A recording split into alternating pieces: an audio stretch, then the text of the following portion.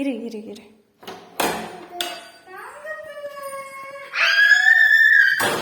எங்கடா ஓடுற? கொஞ்சம் ஃப்ரெஷ் ஆனீங்களா? வாடா. எதுக்கு? சரி அம்மா வேண்டாம், நான் கிளம்புறேன். போ, நான் வந்த இடத்துக்கே போறேன். திரும்பி எங்க இருந்து வந்தேன். அம்மா மறுபடியும் ப்ரோக்ராம் போட்டா